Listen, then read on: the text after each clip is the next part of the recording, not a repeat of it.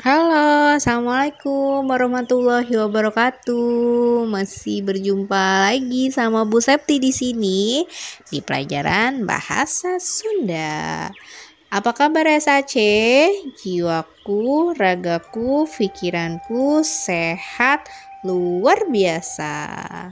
Baiklah, pada minggu ketiga ini Ibu akan mengajak teman-teman SD 4 Damai untuk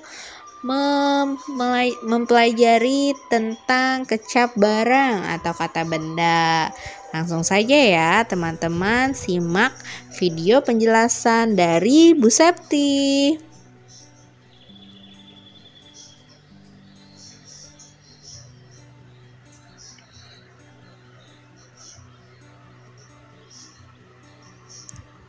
Kecap barang atau kata benda.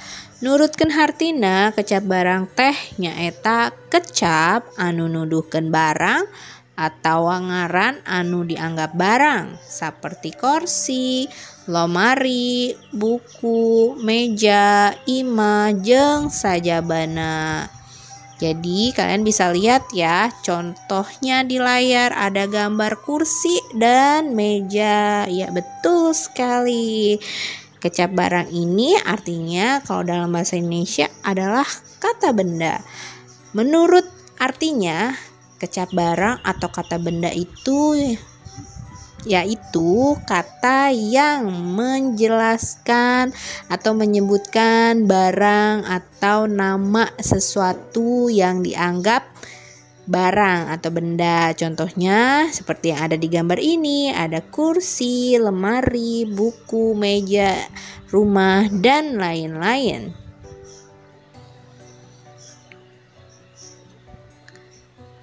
Next, kita akan bahas selanjutnya. Kecap barang teh bagian tina warna kecap. Umum nama kecap barang dipake pikeun ngebrehkeun. Aya 3. Nu kahiji ngaran jelema. Contona Asih, Galih, Budi, Ujang. Nu kadua aya ngaran tempat. Contona pasar, sakola, puskesmas. Nu katilu aya ngaran barang. Contona kulkas, pacul, panto. Jadi kata benda ini adalah bagian dari macam-macam kata ya. Pada umumnya kata benda ini dipakai untuk menjelaskan beberapa hal. Ada 3 di sini. Yang pertama dipakai untuk menyebutkan nama orang. Contohnya ada Asih, Galih, Ujang, dan Budi gitu. Kemudian untuk nama tempat juga. Contohnya ada pasar, sekolah, puskesmas, dan puskesmas. Kemudian yang ketiga ada ngaran barang atau nama benda. Contohnya ada kulkas, pacul, itu pacul maksudnya cangkul. Lalu ada panto. Panto dalam bahasa Indonesianya adalah pintu. Nah, jadi kecap barang ini dipakai untuk menjelaskan 3 hal ini. Selain 3 hal ini ada lagi yang dimaksud dari kecap barang. Nah, katanya di sini naon-naon nu katangkep ku panca indra urang eta kaasup kecap barang. Contohna nu katenjo aya sawah, jalan, gunung, jeung langit. Nu karampa aya biwir, buuk, baju, jeung calana. Nu katilu aya nu kadenge nyaeta lagu, kawi, sora, jeung gelap. Nu terakhir nyaeta nu kaambe aya bau. Oke, jadi teman-teman, selain yang tadi Bu Septi jelaskan 3 hal itu, nama orang, nama tempat, dan nama benda, ada lagi nih yang termasuk dari ke dalam kecap barang atau kata benda, yaitu semua-muanya atau apapun yang ketangkap. Itu ketangkep maksudnya yang dirasakan, dilihat oleh panca indera kita. Panca indera ada apa aja sih? Yang pertama ada indera penglihatan. Ya, atau disebut nukatenjo bahasa Sundanya.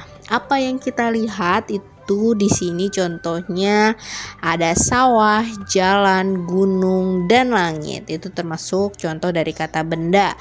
Kemudian ada di sini nukarampa. Nah, nukarampa itu maksudnya adalah yang bisa disentuh atau diraba oleh indera peraba kalian. Pastinya pakai tangan dong.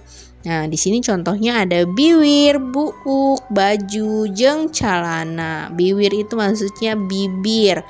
Buuk rambut, baju ya baju, celana adalah celana. Lalu nukadenge. Nah, nukadenge ini adalah indera pendengaran. Pastinya kalau indera pendengaran berhubungan dengan telinga, ya kan? Nah, di sini contohnya ada lagu, kawih itu adalah puisi, kemudian sora itu suara maksudnya, kemudian gelap. Gelap di sini itu maksudnya begini loh teman-teman. Jadi misalnya kalau hari sudah mulai menjelang gelap atau malam, itu kan pasti ada bunyi-bunyi khasnya gitu. Binatang-binatang yang bunyi kalau hari sudah mulai gelap. Nah, itu bisa kita dengar melalui indera pendengar kita, yaitu telinga. Dan terakhir adalah nukaambe atau yang bisa dirasakan oleh indera penciuman kita, yaitu hidung. Apa itu? Yaitu bau. Ya, jadi hidung atau indera penciuman kita bisa merasakan bau, baik yang wangi atau yang tidak sedap. Nah, seperti itu ya.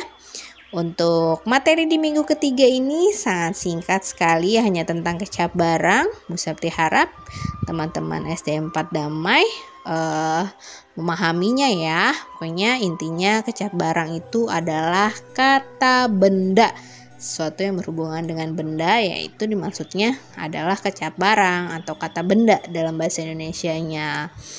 Oke, nanti akan ada worksheet. Nah, worksheetnya ini adalah kita sama-sama akan mengidentifikasi kata benda atau kecap barang yang ada dalam sebuah teks atau sebuah bacaan. Jadi nanti akan Bu Septi berikan sebuah teks, satu paragraf. Nah, kemudian teman-teman mencari kata yang termasuk ke dalam kecap barang.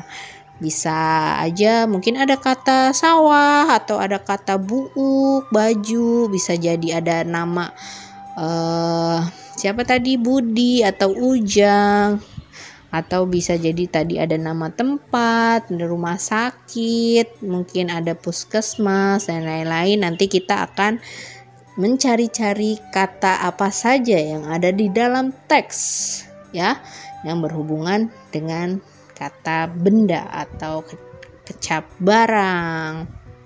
Oke, mungkin cukup sekian dari Bu Septi untuk materi minggu ketiga bahasa Sunda ini. Teman-teman, terima kasih banyak masih selalu setia mendengarkan penjelasan dari Bu Septi melalui video pelajaran.